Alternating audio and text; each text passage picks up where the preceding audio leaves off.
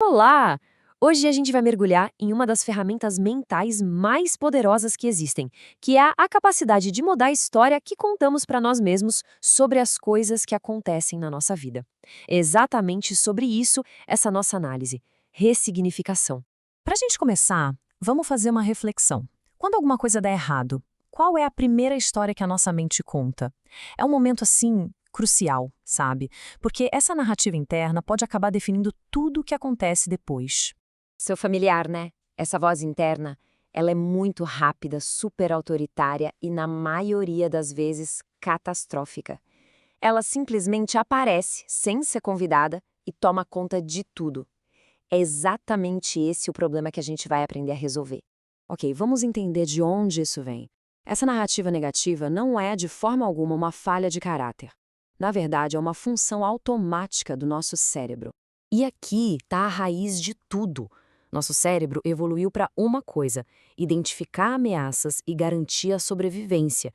O problema é que, hoje em dia, esse mesmo sistema trata uma crítica no trabalho com a mesmíssima urgência de um predador na selva. E isso, claro, gera uma reação completamente desproporcional.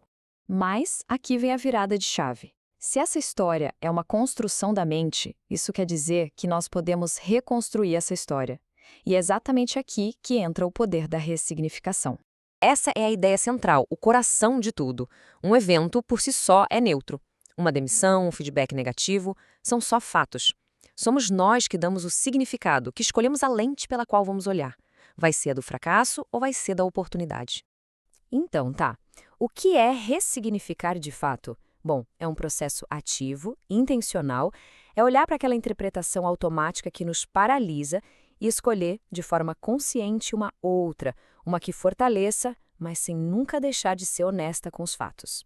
E aqui tem um ponto muito, mas muito importante. É fundamental entender o que a ressignificação não é. Não estamos falando de positividade tóxica, de fingir que a dor não existe. O fato não muda.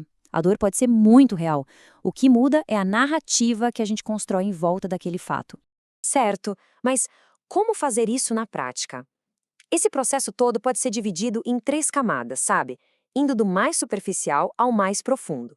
A primeira camada é a mais imediata: mudar a interpretação do evento. Veja bem, o fato é o mesmo, mas a lente muda tudo. Transformar um "fui humilhado" em "recebi um mapa para melhorar" não apaga o fato do feedback ter sido duro, mas muda completamente qual vai ser o próximo passo. A segunda camada já é mais profunda. Ressignificar o passado. Aqueles eventos que a gente enxerga como feridas podem, na verdade, se tornar a nossa formação. Pense um pouco na história de José do Egito. Ele foi traído, vendido pelos irmãos. Ele poderia ter vivido uma vida de vingança, mas em vez disso, ele reinterpretou toda a sua jornada como uma preparação. Ele não apagou a dor, mas transformou o significado dela. E aí a gente chega na camada mais decisiva de todas, a identidade. As histórias que a gente se conta acabam moldando quem a gente acredita ser. A diferença entre pensar, sou uma pessoa que falhou, e sou uma pessoa que está aprendendo é gigantesca. Uma é uma sentença, um ponto final. A outra é um processo, um caminho. A nossa identidade não é ditada pelo que aconteceu, mas sim pela interpretação que damos ao que aconteceu. Bom, se isso é tão poderoso, por que é tão difícil de fazer, né? A resposta é que a nossa mente, por padrão, resiste a essa mudança. Essa citação do neurocientista Rick Hanson é simplesmente perfeita. A gente tem um viés de negatividade. É um mecanismo de sobrevivência. Era muito mais importante lembrar onde o predador estava do que onde as frutas mais doces estavam. Nosso cérebro gruda no negativo por pura proteção. E, além da biologia, existe uma recompensa psicológica na narrativa de vítima. Ela oferece uma explicação fácil para a dor, joga culpa para fatores externos e, o que é mais tentador, nos livra da responsabilidade de ter que agir. Só que esse é um alívio temporário que tem um custo altíssimo no longo prazo: a estagnação. Então, vamos ao ponto crucial. Como a gente pode treinar essa habilidade no dia a dia? Vamos ver um método bem prático. O processo prático se resume a 3 passos simples. Primeiro, identifique a história automática.